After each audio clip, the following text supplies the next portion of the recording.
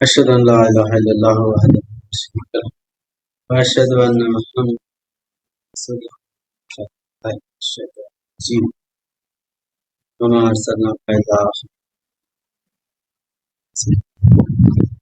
یہ دربیان روح کا تسلسل چلا جائے تو کل ہم پڑھے تھے جس میں کثیف، جس میں لطیف، جس میں قوت ارادی، جس میں محیط، قوت مدرک ذات، ورا الورا ہستی.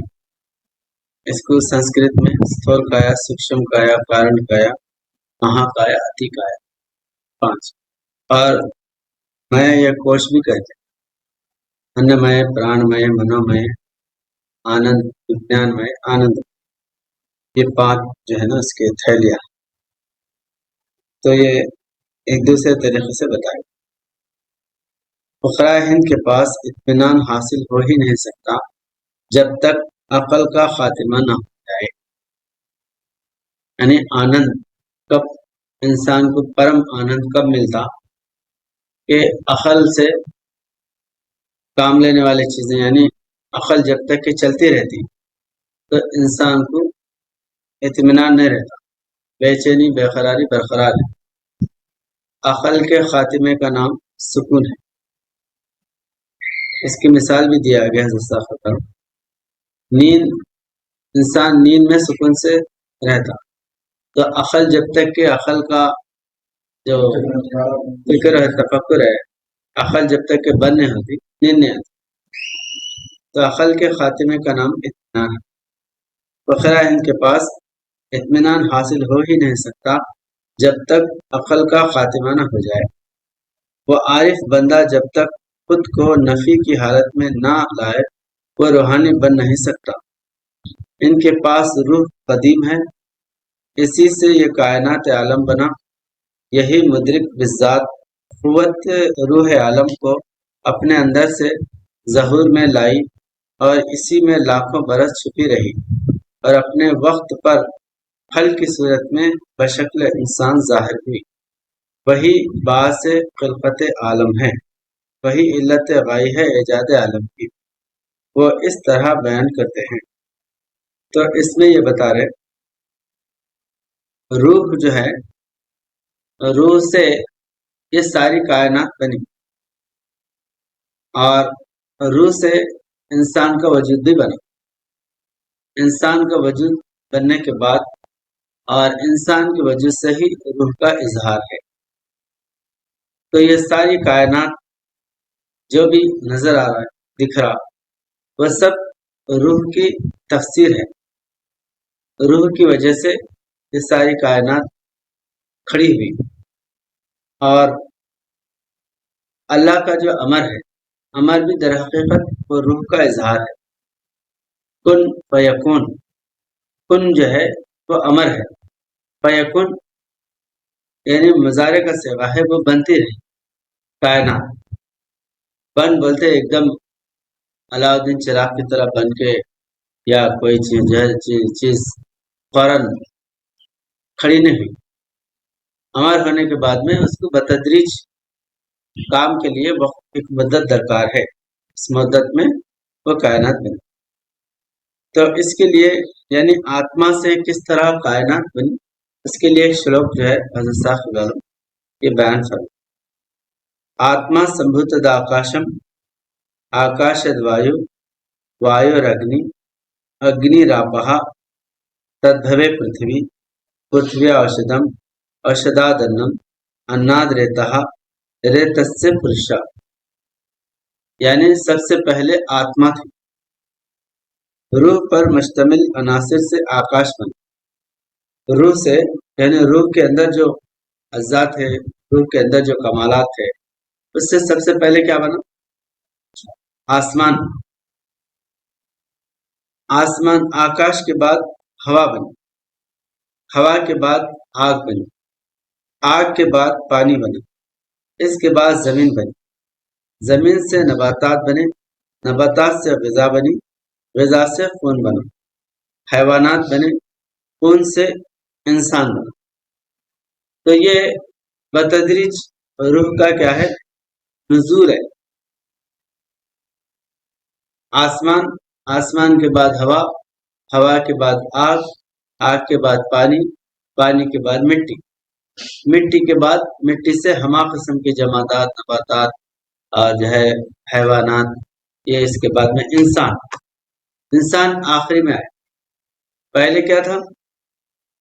روح کی صورت میں تھا، اور روح سے پھیلتے پھیلتے آخری میں پھر جو روح کا پھیلاؤ تھا آخری میں انسان کی صورت میں، انسان کی صورت میں وہی حامل روح دنیا کے اندر پیدا ہو.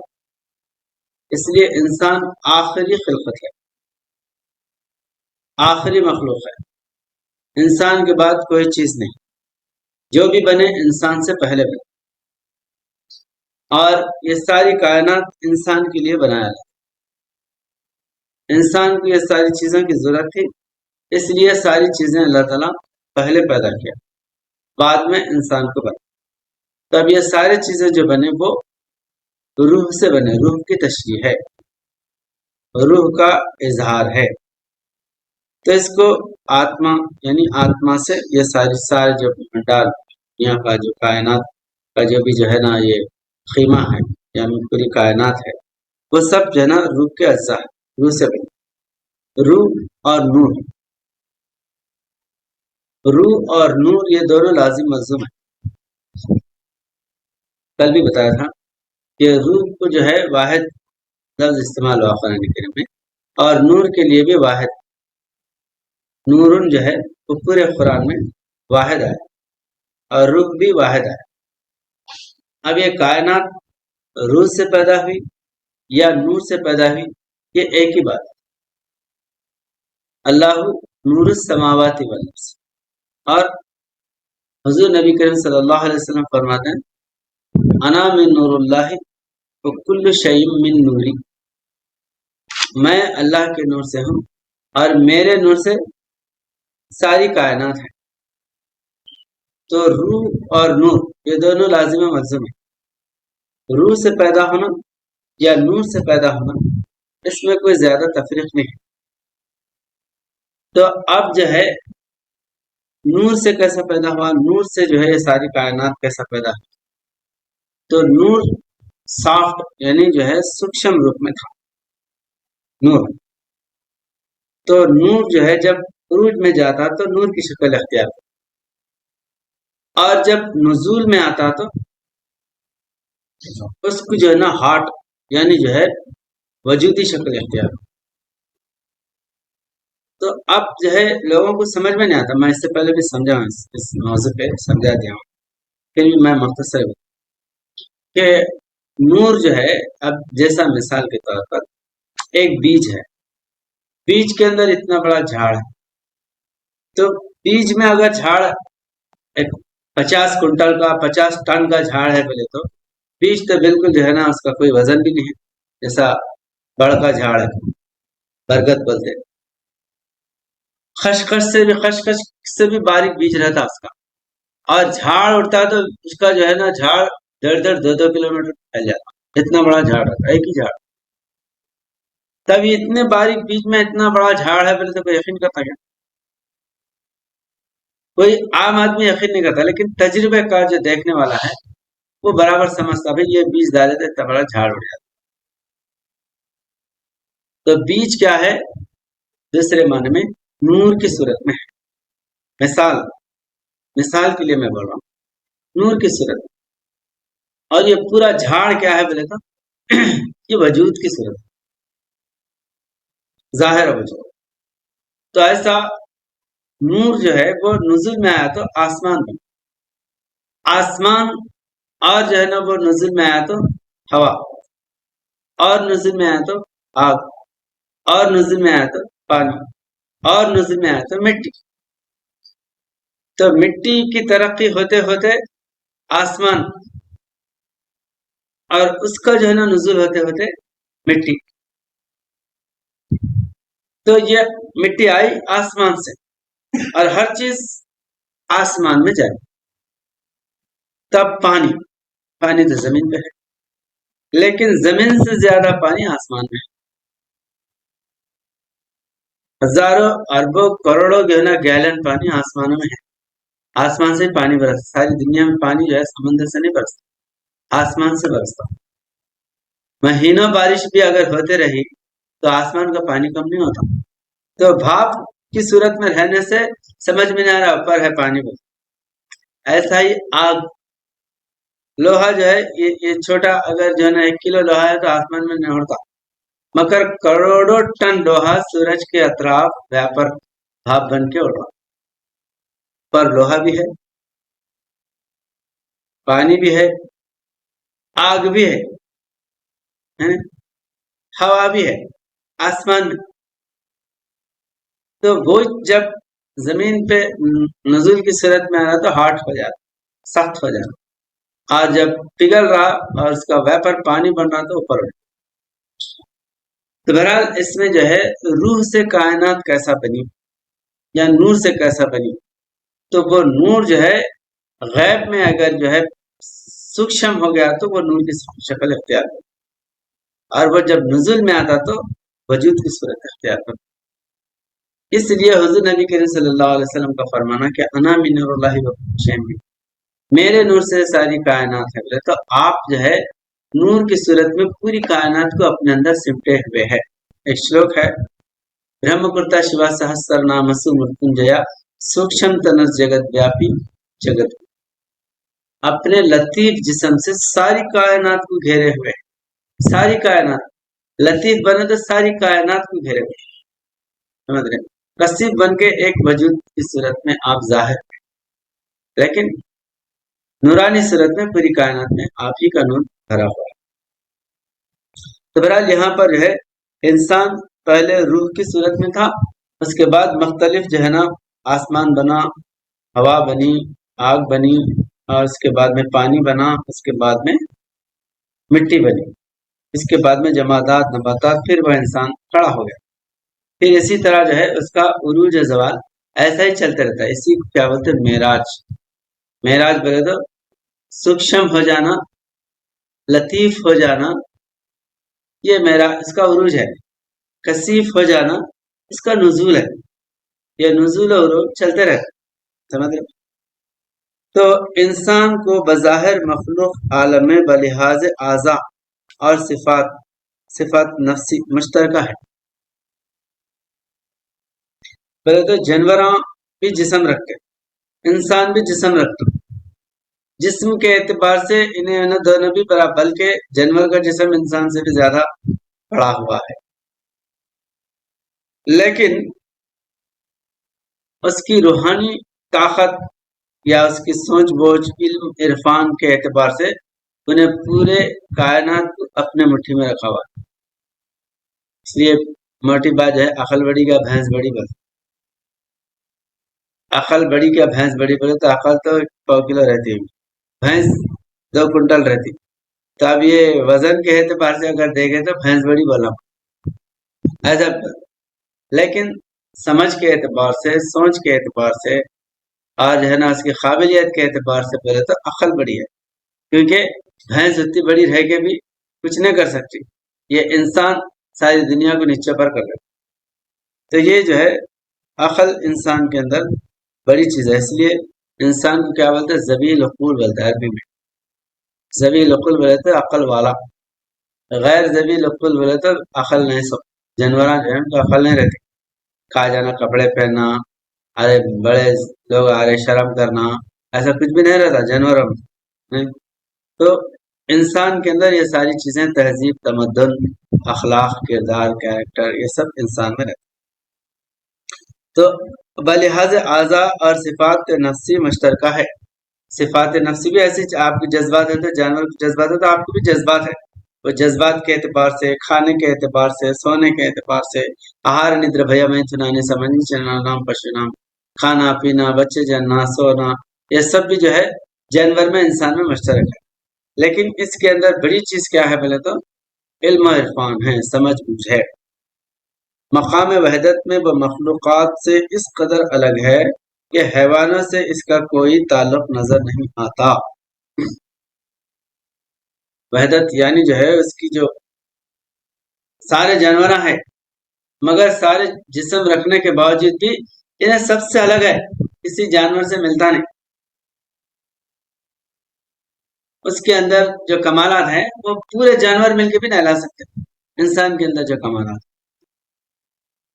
تو لیسا کمثلہ شیء، کوئی چیز جو ہے اس کی جیسی نہیں ہے، لیسا کمثلہ شیء بن جاتا ہے۔ اس کی وجہ صرف یہی ہے کہ اس میں بالقوا روحانی وجود ہے۔ یا ایسا کیوں ہو رہا؟ انسان کے اندر یہ صلاحیتیں کیوں ہے؟ بلکہ اس کے اندر روح ہے، اس کا وجود جو ہے روحانیت کا متحمل ہے، خدا کو اپنے اندر سے دکھانے والا ہے، اس وجہ سے اس کے اندر یہ کمالات ہیں۔ ورنہ دیکھنے کے لیے انسان بھی عام جانوروں کی طرح ایک جسم نظر آتا۔ اگر اس کے اندر علمی صلاحیت یا معرفت یا حقیقت اس کے اندر اگر اجاگر ہوئی یا دیکھیں گے تو یہ دنیا کے کسی مخلوق کی بلکہ پوری مخلوق مل کے بھی اس کی برابری نہیں کر سکتی۔ کائنات عالم اور قرآن کریم جس طرح اللہ رب العالمین کی کامل کتابیں ہیں، اسی طرح انسان بھی اللہ تعالیٰ کی کامل کتاب ہے۔ ہمارے پاس کیا ہے؟ قرآن کریم 3 ادوار میں ہے، یعنی 3 طریقوں پر ہے۔ ایک قرآن جو کلام اللہ ہے، اور دوسرا انسان کا وجود بھی قرآن ہے، اور کائنات عالم بھی قرآن۔ اس کو قولی، عملی، فعلی، قولی بولے تو یہ لکھا ہوا قول، قالا قالا۔ عملی بولے تو انسان کا وجود، عمل کرنے والا۔ فعلی بولے تو یہ کائنات جو چل رہی ہے۔ تو جو قرآن میں ہے وہ انسان میں ہے، اور جو انسان میں ہے وہ کائنات میں ہے۔ اس لیے علامہ اقبال فرماتے ہیں، یہ راز کسی کو نہیں معلوم کہ مومن قاری نظر آتا ہے، حقیقت میں ہے قرآن۔ انسان کو دیکھنے میں قاری قرآن پڑھ رہا خالی، مگر قاری قرآن پڑھنے والا قاری نہیں ہونے، زندہ قرآن نہیں ہے۔ حضور نبی اکرم صلی اللہ علیہ وسلم کا وجود زندہ قرآن ہے، بولتا ہوا قرآن، بات کرتا ہوا قرآن، عملی قرآن۔ حضور نبی کریم صلی اللہ علیہ وسلم کا وجود ہے۔ اس لیے بی بی عائشہ صدیقہ رضی اللہ تعالیٰ عنہ سے صحابہ کرام عرض کرتے ہیں کہ حضور صلی اللہ علیہ وسلم کے اخلاق کیا ہیں؟ تو آپ فرماتے ہیں کانا خلقہ قرآن، ان کے اخلاق قرآن ہیں۔ حضور نبی اکرم صلی اللہ علیہ وسلم چلتا پھرتا قرآن ہے۔ تو جو قرآن میں ہے وہ انسان کے وجود، اور جو انسان کے وجود میں ہے وہ کائنات میں ہے۔ پوری کائنات انسان میں فنا ہو رہی ہے، اور پوری کائنات کا نور انسان کا وجود ہے۔ یہ نور کی صورت میں ہے اور وہ وجود کی صورت میں ہے۔ پوری کائنات وجود کی صورت میں ہے اور انسان نور کی صورت میں ہے۔ اس کے اندر پہاڑ ہے، اس کے اندر جھاڑ ہے، اس کے اندر شیر ہے، اس کے اندر چیتا ہے، اس کے اندر ببر ہے، اس کے اندر سورج ہے، اس کے اندر چاند ہے، اس کے اندر آسمان ہے، سب ہے، مگر لطیف صورت میں ہے۔ اس کے لیے جو ہے کیونکہ تفصیل بہت ہے، جامع البحرین اس میں حضرت صاحب العالم جامع طور پہ بعض باتیں بتائیں۔ اس کی تفصیل جاننا ہے تو آپ کو مقام انسان کتاب حضرت صاحب العالم کی ہے، وہ پڑھ کے اس کی تفصیل انسان میں کائنات کیسا ہے، اور معراج المومنین، یہ 2 کتابوں میں سرور عالم میں بھی ہے، لیکن مقام انسان اور معراج المومن، اس میں انسان کے اندر کس طرح کائنات بھری ہوئی ہے تفصیلاً حضرت صاحب نے مثال جو ہے نا دے کے بتایا۔ جیسا انسان شیر کی جیسی آواز نکالتا، تو شیر کی آواز دوسرا جانور نہیں نکالتا، بھینس نہیں نکال سکتا، کتا نہیں نکال سکتا، شیر ہی شیر کی آواز نکالتا، مگر انسان شیر کی آواز نکالتا، بیل کی آواز نکالتا، طوطے کی آواز نکالتا، گدھے کی آواز نکالتا، ہر جانور کی آواز انسان نکال رہا، اور دوسرا جانور ایک دوسرے کی آواز نہیں نکال سکتا۔ اسی طرح ایک جانور کی غذا دوسرا جانور نہیں کھاتا، مطلب شیر کی غذا وہ جو ہے نا گائے بھینس نہیں کھاتے، وہ گھاس کھاتے یا گوشت کھاتا، لیکن انسان گوشت بھی کھاتا، گھاس بھی کھاتا، اور ایک جانور کا کام دوسرا جانور نہیں کرتا، لیکن انسان ہر جانور کا کام گدھے کے جیسا وزن ڈھوتا، लोमड़ी के जैसा चालाकी दिखाता, शेर के जैसे बहादुरी करता। हर चीज जो है इंसान का वजूद क्यों कर रहा, ये पूरी कायनात इसके अंदर है। सूरज की तरह जो है ना गर्मी दिखाता, चांद की जैसी ठंडक दिखाता, हाँ आसमान की जैसा बिजलियों की जैसा कड़कता गरजता। हर एक जो है कायनात के अंदर जो चीजें हैं, इसके अंदर चांदी की जैसी ठंडक है, सोने की जैसी जो है ना गर्मी है, पारे की जैसी हरारत है। पूरे चीजें इंसान के अंदर है। क्यों है भाई, इसके अंदर ये सारी चीजें क्यों है? इसलिए वो पूरी कायनात के जर्रात अल्लाह इंसान के अंदर रखा, पूरी कायनात के खुसूसियत इंसान के अंदर रखा। फल में जिस तरह पूरा झाड़ है, इस तरह पूरी कायनात इंसान के अंदर मौजूद है। और कुरान करीम में अल्लाह ताला फरमाता है, सूरह सजदा की आयत है, सनूरिहिम फिल आयातिना व फिल आफाक़ि हत्ता यतबय्यना अन्ना लहुमुल हक़। यानी जो है हम तुम्हारे जो है वजूद में, तुम्हारे अनफुस में अल्लाह की निशानियों को दिखाएंगे। सनूरिहिम, हम अनकरीब जो है ना जो कायनात में है वो अनफुस में दिखाएंगे।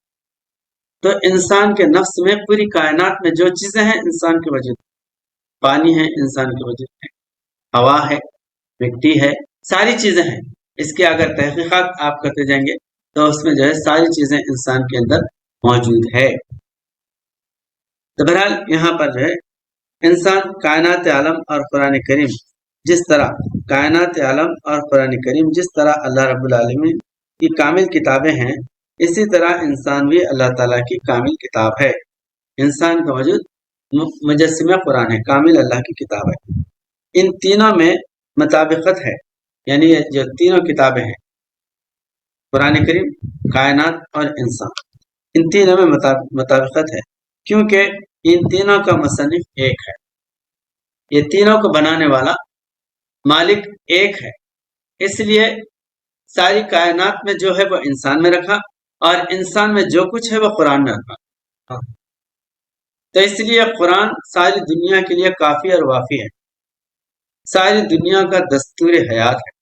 दुनिया की कोई किताब सारी कायनात के लिए काम नहीं आती, लेकिन कुरान हर दौर के लिए, हर कौम के लिए, हर इलाके के लिए, हर समाज के लिए, हर इंसान के लिए काम आने वाली किताब।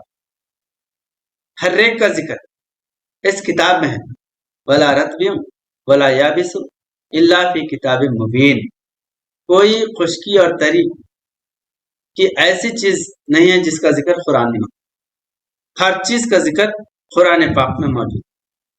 और कुरान इंसान के मुकाम पे है। इंसान जिस तरह बात करने वाला है, कुरान भी बात करने वाला है, कलाम करने वाला है इंसान से। इसलिए कुरान का यह दावा है, हाजा किताबुन यंतिकु अलैकुम बिल हक, ये किताब हक के साथ बात करने वाली है। दुनिया में कोई किताब बात करने वाली नहीं, कुरान बात करने वाली किताब। हर सवाल का जवाब कुरान करीम के अंदर मौजूद है।